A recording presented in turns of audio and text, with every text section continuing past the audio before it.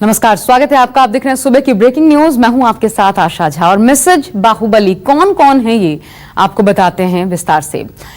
कटप्पा ने बाहुबली को क्यों मारा? ये बाहुबली सेकेंड रिलीज होने के पहले सबसे बड़ा सवाल था। 5 साल पहले लोकसभा चुनाव में भी अक्सर नेता चुनावी रैलियों में इसी बात का जिक्र किया करते थे। वक्त के साथ इसका जवाब भी मिल गया। 5 साल बाद एक बार फिर जनता वोट डालने जा रही है और इस बार उससे भी बड़ा सवाल जनता के सामने है कि आखिर बाहुबलियों के दाग अच्छे क्यों लगने लगे हैं।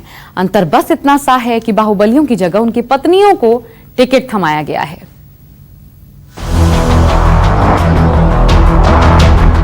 जैसे गुड़ के बिना गुलगुले का वजूद मुमकिन नहीं, जैसे गन्ने के बिना गुड़ का वजूद नहीं, बिहार की राजनीति भी दबंगों के बिना अधूरी है।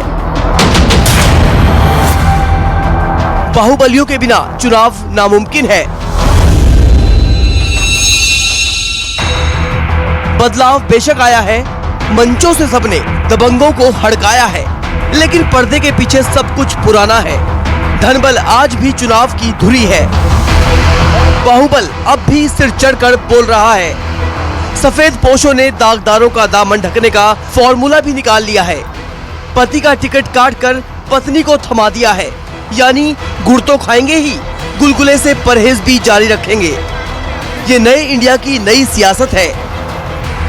राह दिखाने में बिहार का कोई सानी नहीं, दाग को गले लगाने में कोई परेशानी नहीं। पत्नियां भी यही कह रही हैं, पतियों के दाग धो रही हैं। जिनके जिक्र से कांप उठती है जनता, अब उन्हीं की पत्नियां राम राज ला रही हैं। 14 वर्ष बाद जैसे राम जी का वनवास खत्म हुआ था, तो आज 14 वर्ष बाद राम जी का वनवास खत्म हुआ है। राम के साथ सीता थी और अजय के साथ कविता है और यहाँ की समस्त जनता है। राम राज्य स्थापित होगा, कानून व्यवस्था स्थापित होगी और सभी लोग अमन चैन शांति के साथ रहेंगे और देश का विकास होगा। अब जनता को बुरा लगे तो लगे, उम्मीदवार कबूल हो या ना हो, वोट तो बाहुबलियों को ही देना है, साथ दबंगों का ही निभाना है। क्योंकि सियासत ने आपके विकल्प सीमित कर दिए हैं। दक्षिण से वाम तक इन्हीं का बोलबाला है। झक मारकर इन्हीं में से किसी एक पर बटन दबाना है। अन्याय, जुल्म और अत्याचार के प्रतीकों को ही गले लगाना है। बिहार के चुनावी मैदान में किसी भी दल ने बाहुबलियों को टिकट नहीं दी है, लेकिन उनकी पत्नियां जरूर चुनावी मैदान में टाल ठोकती हुई उतर चुकी हैं। बात चाहे सिवान की हो, मुंगेर की हो या फिर नवादा की, यहाँ बाहुबलियों की पत्नियों को विभिन्न पार्टियों ने टिकट दिया है। अब देखना यह है कि पतियों के दागदार चरित्र के आगे ये पत्नियां कैसे मैदान में बाजी मारती हैं। अगले 10 मिनट में आपको बताएंगे कि बिहार में कहां से किस बाहुबली की पत्नी को किस पार्टी ने टिकट देकर मैदान में उतारा है और कहां बाहुबली की पत्नी का मुकाबला दूसरे बाहुबली की पत्नी से होने जा रहा है। यानी हालात ऐसे बना दिए गए, या तो नोटा का बटन दबाओ या फिर किसी न किसी बाहुबली के नाम पर मोहर लगाओ। अमिताभ ओझा, पटना, न्यूज़ 24। जी हाँ, आप देख रहे हैं मैसेज बाहुबली और इस कड़ी में सबसे पहले बात उस बाहुबली की जिसके सामने कभी बिहार पुलिस ने घुटने टेक दिए थे, जिसके चुनावी मैदान में उतरते ही विरोधी अपना पोस्टर नहीं लगा सकते थे। नाम है मोहम्मद शहाबुद्दीन। बिहार के सिवान से पूर्व सांसद रह चुके शहाबुद्दीन के आगे उस वक्त की लालू सरकार नतमस्तक रहती थी। सरकार बदली और रुतबा गायब हो गया। नीतीश का सुशासन राज आया और शहाबुद्दीन दिल्ली के तिहाड़ जेल में शिफ्ट हो गए। अब शहाबुद्दीन की बीवी चुनावी मैदान में है और सामने एक और बाहुबली की पत्नी उतर चुकी है। ये है मोहम्मद शहाबुद्दीन और ये है उनकी पत्नी हिना शहाब। हर बार आरजेडी के टिकट पर सिवान से लोकसभा का चुनाव लड़ती हैं, लेकिन अभी तक एक बार भी जीत नहीं मिली है।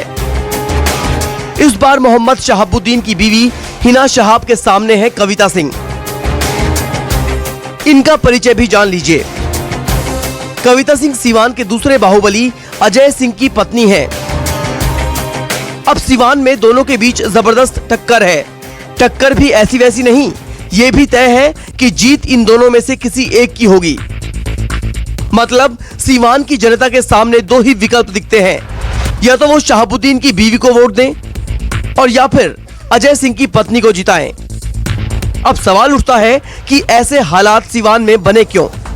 आरजेडी की पहले से घोषित उम्मीदवार शहाबुद्दीन की पत्नी हिना शहाब हैं। पिछले बार बीजेपी से ओम प्रकाश यादव यहां से चुनाव जीते थे। इस बार सीट बंटवारे में सीवान की सीट जेडीयू के कोटे में चली गई। अब सीवान में लड़ना है तो फिर शहाबुद्दीन की बीवी के सामने लड़ेगा कौन? नीतीश कुमार ने बाहुबली की पत्नी के सामने बाहुबली की पत्नी को मैदान में उतारना सही समझा। जिले के बाहुबली और शहाबुद्दीन के कट्टर दुश्मन अजय सिंह की पत्नी को मैदान में उतार दिया। जिस तरह से आरजेडी शहाबुद्दीन को टिकट नहीं दे सकती थी, ठीक उसी तरह नीतीश कुमार अजय सिंह को टिकट नहीं दे सकते थे। इसीलिए एक बाहुबली की बीवी के सामने दूसरे बाहुबली की पत्नी को खड़ा कर दिया। लालू पर जंगल राज का आरोप लगा और नीतीश कुमार के सुशासन में बाहुबली की पत्नी मैदान में है। खौफ का पर्याय बने दबंगों की पत्नियां जन कल्याण के गीत गा रही हैं, खुद को गरीब गुरबों का मसीहा बता रही हैं। मेरा जो मुद्दा है, गरीब, शोषित, दलित, ओबीसी, अति पिछड़ा, एसटी, एससी, मैं उनकी आवाज बनकर ये चुनाव का लड़ना चाहती हूँ। हिना शहाब जिन शोषितों वंचितों की आवाज बन रही हैं, कभी उन्हीं के पति पर इन आवाजों को खामोश करने के इल्जाम लगते थे। एक जमाना था जब सीवान की जनता बाहुबलियों से अजीज आ चुकी थी। तभी तो शहाबुद्दीन के जेल जाते ही उनकी सियासत को जनता ने ठेंगा दिखा दिया। 2009 में एक निर्दलीय को वोट देकर शहाबुद्दीन के खौफ से आजादी छीन ली। जंग में शहाबुद्दीन की पत्नी भी उतरी थी, लेकिन जनता ने घास नहीं डाली। 2014 के चुनाव में वही निर्दलीय सांसद ओम प्रकाश यादव बीजेपी के उम्मीदवार बने और मोदी लहर ने उनकी जीत मुकम्मल कर दी। लेकिन खौफ की कहानी एक बार फिर सीवान के दरवाजे पर दस्तक दे चुकी है। बीजेपी ने सीवान की सीट जेडीयू को दे दी और सुशासन बाबू ने सीवान के सामने दूसरा खौफ परोस दिया है। लड़ाई दो कुख्यातों की विरासत को लेकर है, लेकिन जुबान पर सीता है, जुबान पर राम है। 14 वर्ष बाद जैसे राम जी का वनवास खत्म हुआ था, तो आज 14 वर्ष बाद राम जी का वनवास खत्म हुआ है। राम के साथ सीता थी और अजय के साथ कविता है और यहाँ की समस्त जनता है।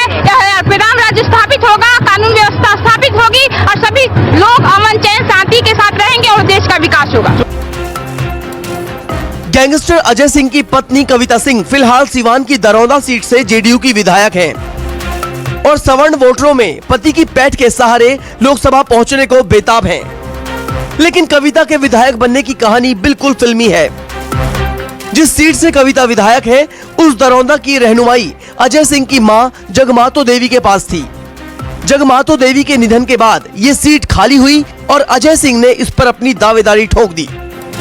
लेकिन सुशासन बाबू की छवि ओढ़े नीतीश इसके लिए तैयार नहीं हुए, क्योंकि अजय सिंह के खिलाफ दर्जनों संगीन मामले दर्ज थे।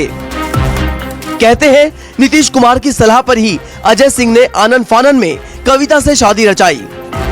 पितृपक्ष में ही कविता की डोली अजय के घर आई और नई नवेली दुल्हन जेडीयू के टिकट पर चुनावी मैदान में कूद गई। अब वही कविता दूसरी बार एक्सीडेंटल कैंडिडेट के रूप में चुनाव लड़ रही हैं। सीवान की सूरत बदलने का उद्घोष कर रही हैं।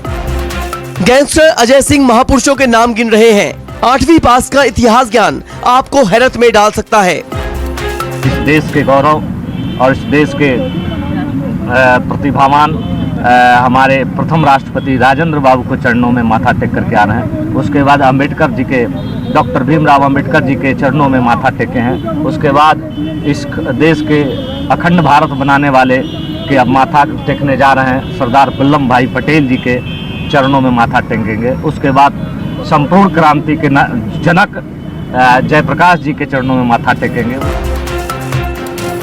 सत्ता और सियासत के सहारे गली के गुंडे सरदार हो गए। जिन्हें दरवाजे पर कदम रखने की मनाही थी, अब वही माननीय है। मतदान इन्हीं को करना है, इन्हीं में से किसी एक को चुनना है। बाहुबली नहीं तो मिसेस बाहुबली को चुनना है। सीवान से बाहुबली पूर्व सांसद शहाबुद्दीन की पत्नी हिना शहाब को आरजेडी ने मैदान में उतारा है, तो उनके मुकाबले जेडीयू ने बाहुबली अजय सिंह की पत्नी कविता सिंह को मैदान में उतारा है। कविता से कहती हैं कि वो 14 वर्षों के वनवास को खत्म करने के लिए अपने पति के साथ मैदान में उतरी हैं। वहीं दूसरी तरफ मुंगेर में बाहुबली अनंत सिंह की पत्नी नीलम देवी को कांग्रेस ने टिकट दिया है। भले ही पतियों से परहेज हो, लेकिन पत्नियों से इन दलों को कोई परहेज नहीं। बात बिहार की हो रही है और बिहार में बाहुबलियों की फहरिस्त बहुत लंबी चौड़ी है। अलग अलग इलाकों में अलग अलग बाहुबलियों की तूती बोलती है और सबने अपने अपने इलाके में अपनी पत्नियों को मैदान में उतार दिया है। सवाल बहुत बड़ा है कि आखिर पार्टियां बाहुबलियों की छत्र छाया से बाहर निकलने की कोशिश क्यों नहीं करती। देखिए इस सवाल का जवाब। चाहे डर से कहें या खौफ से, मोकामा में रहना है तो छोटे सरकार कहना है। अनंत सिंह की कथा अनंत है। मकोमा में इनका नाम डर और दहशत का पर्यायवाची है। जिले में इनकी समानांतर सरकार चलती है। महकमे के अफसरान इनके फरमान से कांप उठते हैं, फोन की घंटी से सिहर जाते हैं। सियासी पार्टियां भी इनके बाहुबल के आगे नतमस्तक हैं। सत्ता के सुरमा भी इन्हें सलाम ठोकते हैं। रसूख ऐसा कि राष्ट्रीय पार्टियां भी इनकी बात नहीं काटती। मुंह खोलते ही मांग पूरी हो जाती है। तभी तो विधायक रहते पत्नी को लोकसभा का टिकट दिलवा दिया, कांग्रेस का उम्मीदवार बना दिया। नीलम देवी अब जनता के बीच है।